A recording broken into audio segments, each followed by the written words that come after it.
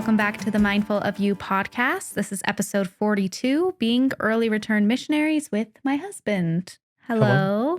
Welcome to the podcast.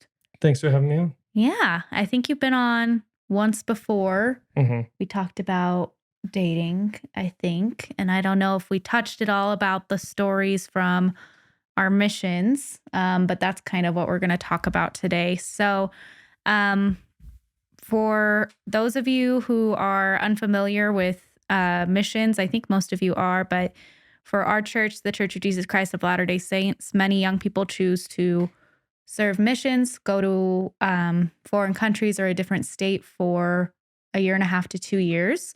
My husband and I both did that, but we didn't stay for the full year and a half or 2 years. We both had some things going on that brought us home a little bit earlier than anticipated. So this is going to be an interview / conversation because we have similar experiences, so I want to share mine as well as let Ben share his. So let's just jump into it. You excited?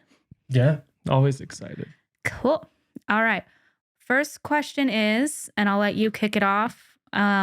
Tell me more about your mission and what brought you home early. Yeah.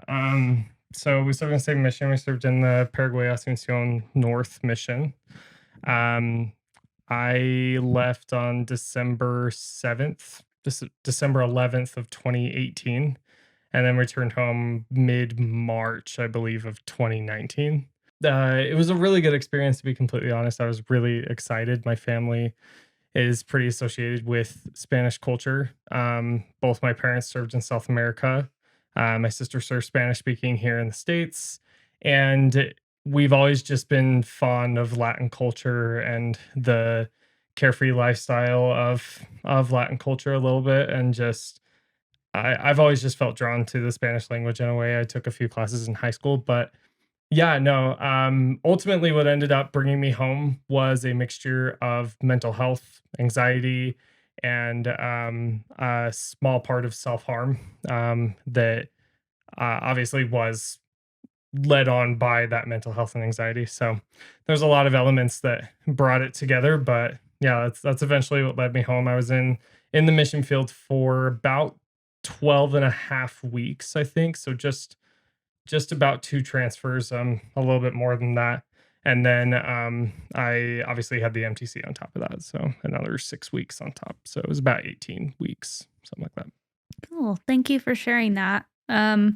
My story is pretty similar. I left, oh gosh, you always tell me, I always want to say 2019, but it was 2018. 2018. Yes. I left in 2018 in May. I already spoke quite a bit of Spanish, so I was kind of fast-tracked in the MTC. So I'm really smart. Just kidding. I felt like that, though. I was like, oh, feeling so good about myself right up until I got there. So what I got... You didn't have your Spanish associates before your mission, right? It was after? It was after. Yeah. Okay. Yeah. So I learned Spanish in high school and then a little bit more in college, but mostly just from practicing and stuff. I had a really good high school teacher. So then I See, I thought I knew Spanish like a little bit. Yeah. But like, no, I didn't. They call for the test to put you in the advanced class. Yeah. And he was literally asking me like basic stuff like, what'd you do today? And I was like, what'd you say? Like, I got nothing. So. Yeah. No, so I handled that test pretty well. And it was honestly at the point where I think he could tell like, dang, she's going to drown with the Spanish speakers, but also there's nothing more we can teach her in the MTC classes. So I'd already learned all the stuff in the MTC classes. So they just kind of pushed me into a district with all Latins who only spoke Spanish. So that was intimidating. And then I started to learn it really fast, and I was only there for 3 weeks. Then I was out in Paraguay for about 6 months. And pretty similarly to Ben, I struggled with my mental health and things like that. And I ended up coming home early, and I tried a couple medications while I was out there that did not work. To say the least. Yeah. So I ended up coming home per my mission president's recommendation slash not you're going home. I remember the first But picture I saw of you was in like the missionary like pamphlet of like all the missionaries in the mission. uh-huh, And like you had already gone home, uh-huh. but like I saw the picture And he and went, my that is companion, the most beautiful girl I've you were really pretty. ever seen. But what I noticed is like your cheeks were kind of puffy. And like I was like, She been crying? or something like that. But like, no, I just remember Probably. my trainer being like, dude, that was like the worst day ever for her. Oh, And I that was was a like, oh crazy day. shoot. And Yeah. yeah, and obviously that, I mean, yeah, crazy day. President Anytime, Nelson was there. Like, yeah. anytime one of the general authorities came, I was a wreck. So I had a conversation with Elder Gong I don't even remember. But no, I just remember that first picture because like other pictures didn't look like that. Yeah. But like, and again, you were still really pretty in your summer drink. You were still really pretty. It was just like, it was like, oh, like that's a contrast. But Yeah. yeah. Yeah. No, I believe you. So my next question is, how did your friends and family react to you coming home early? My friends and family were crazy supportive. Yeah. Like before I even left, because I waited about 2 years. I didn't leave until I was 20. Mm-hmm. So I already had friends that had gone out and come back. And on top of that, I had friends who had gone out and returned early. And so they knew exactly what I was going through. They knew exactly how I felt. And honestly, I was able to confide in them quite a bit because of that. And felt a lot of support. I remember the first night I got home, both of those friends who were both early return missionaries for mental health, for physical stuff. It Yeah. was like they both came and got me and we went out and hung out that night. Like, and it Oh, was, that's sweet. yeah, it was really sweet. And they, it kind of made me feel like, oh, like, I'm not like frowned upon and stuff like that. But what I found interesting was like they didn't have that same experience. And that's a part of church culture that I think can be addressed. And Like they didn't have that same experience. Like people weren't as supportive when they came home. yeah, I mean, mostly just like ward members, because I even know like a lot of my ward members who cared about me and have known me since I was a little kid, especially especially ones that knew me when I was a kid, because they knew how anxious I was. They knew how terrified I was of going to a foreign country. Heck, even just leaving the state like Mm-hmm. was terrifying to me as a kid. And so they were really supportive, but like my friends didn't have stuff like that. It was they'd get interesting looks, or um I think mostly they were really hard on themselves, and that kind of made them not look as outward to other people. But no, I remember my parents being so loving and supportive, and even my siblings, and yeah, I the only person I can really see like not being super supportive of my early return was actually my stake president, Oh, really? which I was a little frustrated with, but I can understand his reasoning because we had worked so hard to get me out there. Right. The previous 2 years we worked together a lot, and so like I think a part of him was like a little disappointed or frustrated or something, which I understand. But like the reason I came home and the reason I went out were completely different, and Yeah. so it was just interesting. But yeah, no, I don't remember feeling, judged or frowned upon or made fun of or anything No, at and all. and that's awesome. I had a pretty similar experience. Nobody really seemed to like judge me or anything like that. If they did it quietly, which I Yeah. appreciate. Same. Same. um, but I remember because you didn't give a homecoming talk. No, I No. did not. Yeah, I gave a homecoming talk still, and there were a million people there. Like so many people came out to support me. It was crazy. Mhm. I do think most people weren't surprised because like I don't know, did you have like an email list like that you sent group emails to or anything I like that, did. or just to your family mostly? No, I did have a group email list that had a lot of friends and family on it.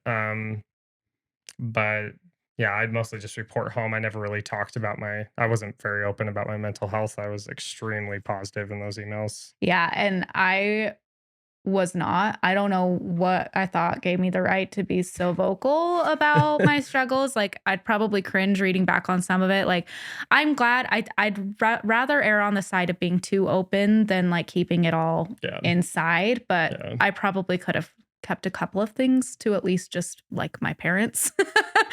but Yeah. but I think I had expressed that I wasn't doing very well. And so I think people weren't very surprised when I had to come home. So before your mission, like I know we all had like kind of preconceived notions of like what missions would be like and like things like that. So what kind of things did you believe about people who came home early from missions before you did? Did you ever have any thoughts about that? Like maybe even before like your best friend, because obviously your best friend, you're gonna be like, oh, I love you and support you. Did you ever have I any was thoughts more about like that? I was more like, bro, you're back. We could hang out.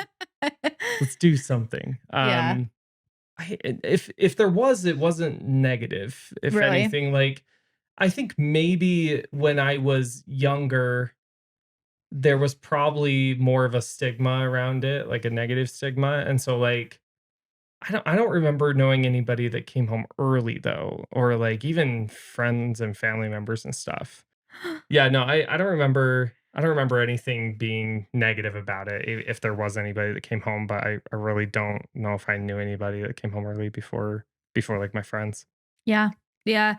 I mean, I knew like your answer to this would be much kinder than mine because I was, oh my gosh, I just was very ignorant before I struggled with my own mental health about how mental health problems work, how they look, and like really embarrassing for a future therapist, all of the judgments I had. But like I remember, I think I've talked about this in at least one, if not more talks before, but I remember when I left or before a few weeks before I left, I told one of my closest friends, I said something like, I don't get why people come home from anxiety. Everybody gets stressed.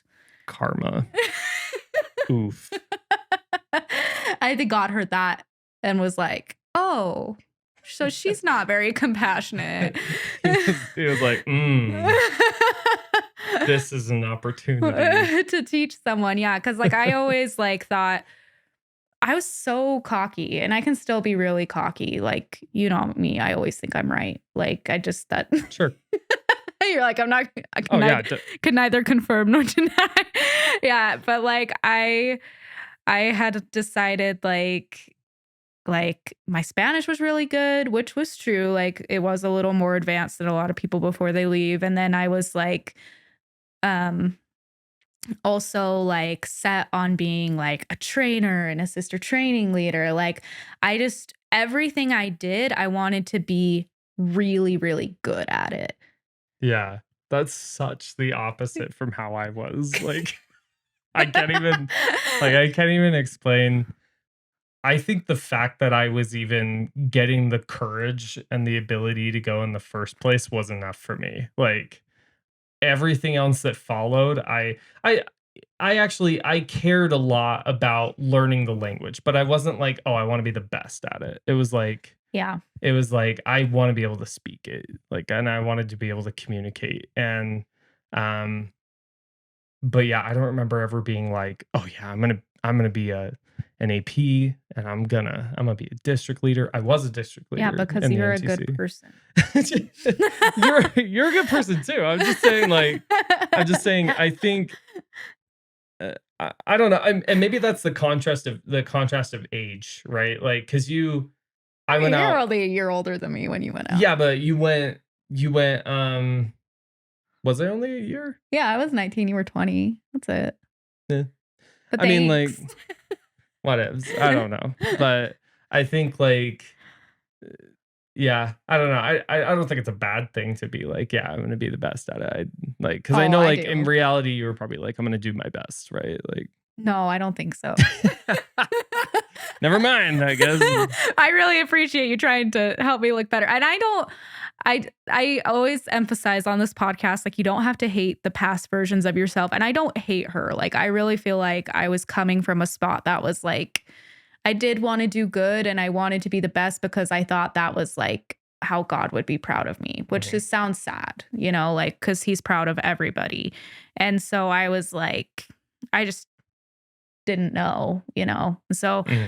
I feel like God was like, I need her to have a very different experience from the one she's anticipating for her to learn what she needs to learn.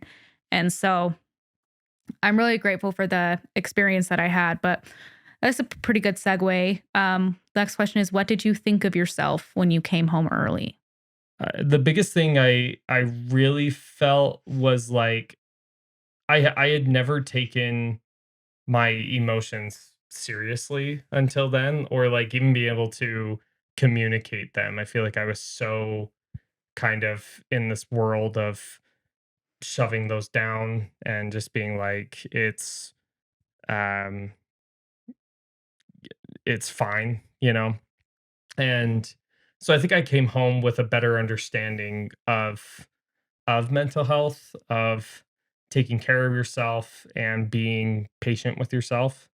And so I obviously had days where, I felt devastated or I felt super ashamed, right? Mm-hmm. And I remember we went up to Idaho to go visit my sister, and we like were in the car, and I'm sitting there and I get this email from my trainer with a picture of the family that we had taught, and the dad who we had reactivated was baptizing his daughter. And it was like there was a big part of me that I kept telling myself, like, you should have been there. Like, you should be there. You should be there. Right. And that, that was kind of hard to accept. But then there was a bigger part of me that was like, you did that, or you helped with that. Like, you had a hand in that. And that was really motivating. Like, I remember when I was leaving the airport, there was two or three members, like Paraguayans there, that were there to see me off, and because they cared, and I made a connection with these people. And I remember my president, the mission president, being like, he's like, out there, like, there are missionaries that stay here the entire 2 years that don't have that happen. He's like, Mm-hmm. that's really cool. And so I kept kind of looking back on those experiences and being like, okay, like, even though I was there such a short time, I still made a difference, even if it was minuscule.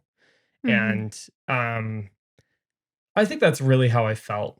On the plane ride home, I was kind of just numb and I was tired because I had to, I suffered with sleep insomnia as well. So there were a lot of nights I'd only get 2 or 3 hours of sleep or something.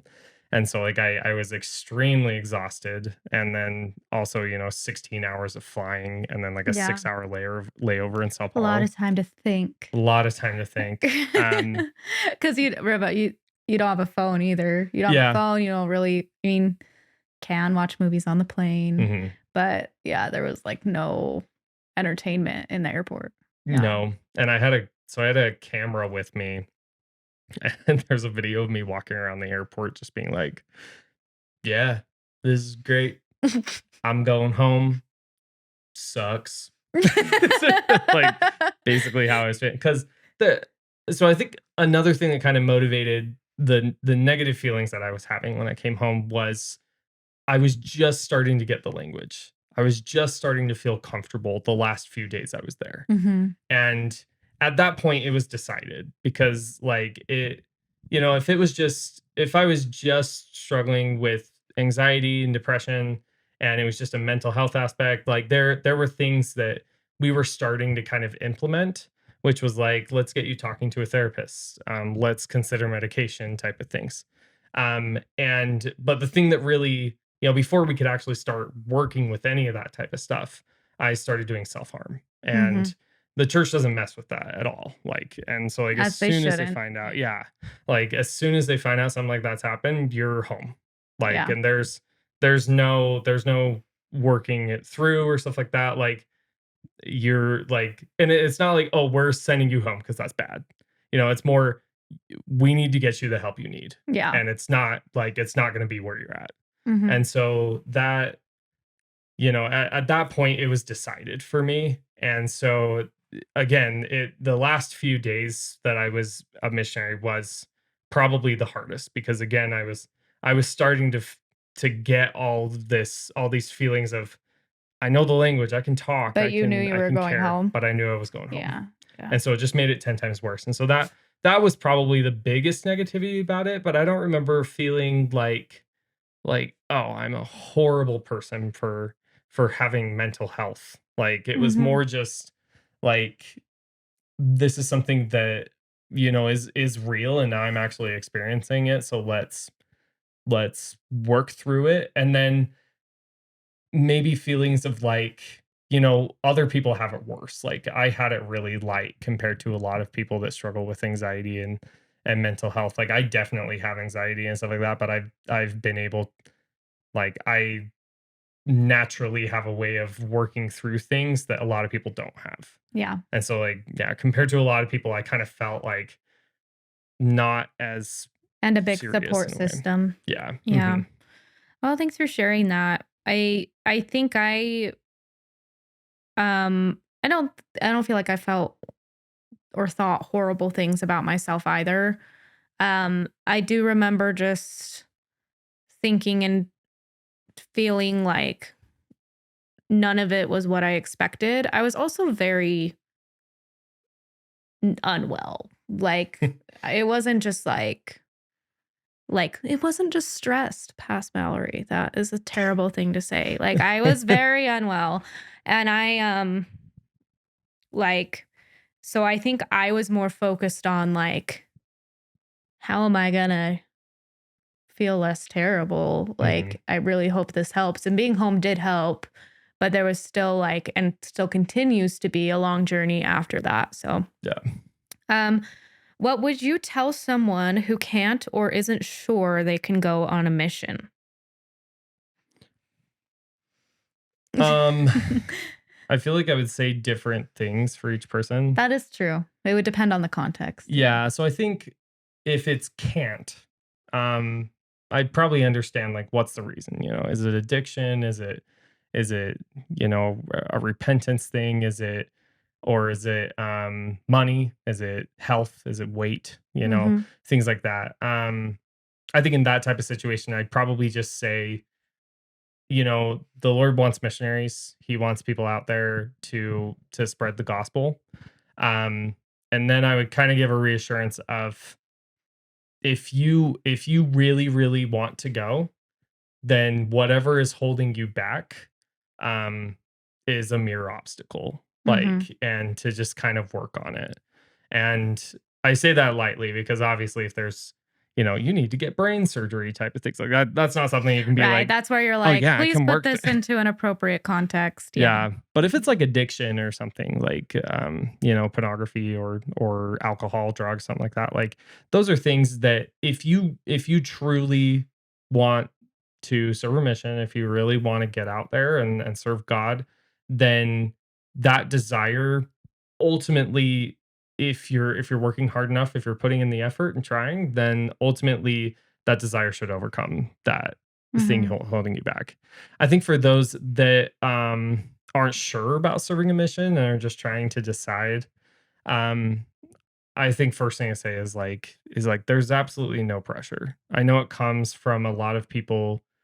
I grew up with tons of pressure. I grew up with, my bishop constantly saying, my stake president, every single church leader on the planet, and then, and then my parents and my siblings and stuff. And but now I look back and I'm like, in reality, like, if I didn't serve, then that's okay. Like, Mhm. there's other ways to serve. There's other things to do. Like, one of my best friends didn't serve a mission, and I'm not sure if he's still active in the church, but he's a great person, and he's a fantastic worker. He's just a good guy, right? Mhm. And I even sisters that don't serve missions, right? And or don't serve missions and don't get married and become a mom and stuff like that. Like, there are so many other ways to serve. So I think first thing I would say is, like, just take the pressure off. Like, Yeah. it's okay if you don't go. Mhm. But, like, it's also not the end of the world if you do. You know, Yeah. it could be a fantastic life-changing experience. For me, it was. I think what I would say is you definitely need to want to, Yeah. because a mission is hard, and if you're there because someone else wants you to, it's not gonna help. Yeah. And so find reasons you want to if you actually want to, and if you don't want to, then that needs to definitely be taken into account no matter what other people will think of you, because Right. that's just because I desperately wanted to be there and I know you wanted to be there. Mhm. And even so, it was still trying, it was Yeah. still hard. Yeah. I also think I agree with no pressure. And for the ladies, it's just like, yeah, not the only two choices in life are go on a mission or get married. Like Yeah. you can do Seriously. other things. And I also, as this is, are we still recording? Yeah. This is going away from missions a little bit, but I used to also think that when I graduated college, I had to go to grad school or have a baby Mm. right away, because it was like, oh, what am I going to do next? Yeah. So, okay, awesome. How do you think we can support young people when it comes to the decisions around whether to serve a mission or if they should come home early or any of the above scenarios? How can we support young people surrounding their decisions with a mission? How young we talking? Oh, I'm talking like around mission age. Oh, okay. Yeah. Um, I think the biggest support is just to teach, like, show examples of those on missions and serving. Like, that was a big inspiration for me to, like, see people in the act working on it, you know, people my age. And to see that was a big motivation for me and a big inspiration. Um, I think for those considering returning home early, um, or have returned home early, I think just a big reminder that, you know, the Lord loves you, God loves you, and He cares about every aspect of your life, whether it's, you know, coming home early from a mission or, you know, studying for a test type of things. Like there's so many things that God is molding you into that like I kind of look back now, you know, I've been back from my mission for 4 years now, coming up on 4 years. You're so old. I'm so glad I'm not that old. I think maybe it's coming up on 5. But I look back now and that experience, even though it was a really great experience and taught me to love and care and serve for people and to learn a language, um, it definitely was a small blip of my life, So like small. extremely Yeah. small. And I look at it and I'm like, now there are so many more things that I look forward to and care about that are shaping me into the man I want to be. And like, you know, like, and I think again, it comes to reminding yourself that like that small little portion like is tough in the moment. Like coming home early was really tough for me. And it still is a reminder for me to this day, you know, and is something that I think about every once in a while. Mhm. And I think I've gotten through the point of regret, but definitely for a long time it was regret, you know, Yeah. and I remember you used um to talk about it a lot. yeah. But I think now I've come to terms with like who I've become and who I want to be in the future. So I think yeah, just analyze your situation. How serious is it? You know, what's going on? Do you need to get help at home, or is what you're doing in the mission field working? Like, are you able to work it out in the field? Are there things that you can kind of consider? Again, do you want to be there? Do you want to be there? And if you don't want to at the moment, do you want to, you Yeah. know, and like and maybe consider that too. Hmm. Yeah, because like even hard times like that, like my trainer talked about like a good few month period where he was like super depressed Yeah. and but it was able to get through it and you know overcome that trial that was given to him. But if he hadn't and he did come home early, like I don't think he should have seen himself as any No. lesser of a person. No.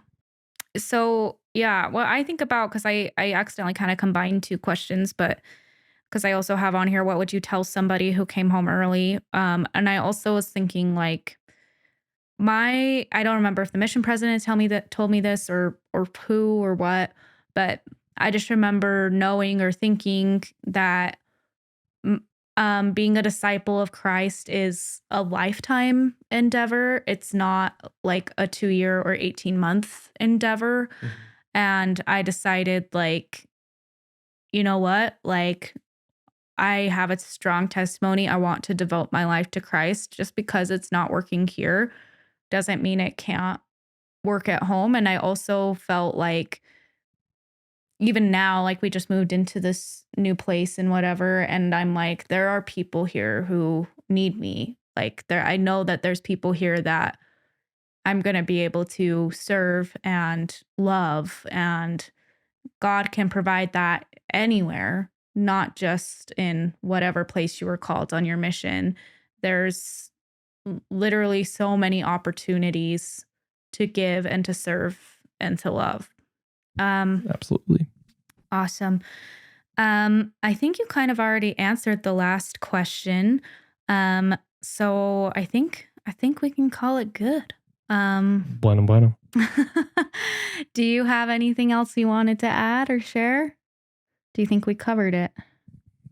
I think we covered a good chunk. Like, yeah. Yeah. I don't know if there is anything else to really share. I think one question that a lot of people tend to have, like when they come home, is like, why? And like, why did this happen to me? Why did I go through this or something like that? And like every single one of my friends, I feel, has kind of come up with why. And like even I've come up with my why. Like, because yeah, there's always the phrase of like, there's a reason for everything. And I think like ultimately my reason was like so we could meet. Yeah. And because again, So if that you yeah, could meet the most beautiful girl you've ever seen. 10,000%. But yeah, so I think like, you know, it may take some time, but I do hope like if you are in that type of situation where, you know, you have come home early and you're just questioning like why would God do this to me? Why is this happening type of stuff? Like whether you do or do not receive that inspiration as to like why you did come home, like just understand like there is a reason for everything. It's personal growth, it's development. The reason we're here is to learn and grow and develop. Well, you can always connect the dots later in life, right? Yeah. Like maybe you don't even know what your reason is till you're later in life, or Yeah. until you come face to face with like Heavenly Father and Jesus Christ and talk to them about it. But I know my reason, I already expressed it. Like obviously I'm so grateful to have met you and the most handsome boy I've ever seen. But I also I I had some lessons I needed to learn, and I needed that splash of water in my face. And I also know that I feel very drawn to the field of mental health and of helping people with that. And I wouldn't have been able to do that unless I knew what it was like to have a hard time. And so that's kind of why I feel that's happened for me. So, but anyway, thank you guys so much for listening. Thank you, Ben, for being on today. Of course. Let me know if you enjoyed this episode in the Q&A section on Spotify. Make sure you subscribe to my YouTube channel if you haven't already, and I will talk to you guys next week. Bye-bye.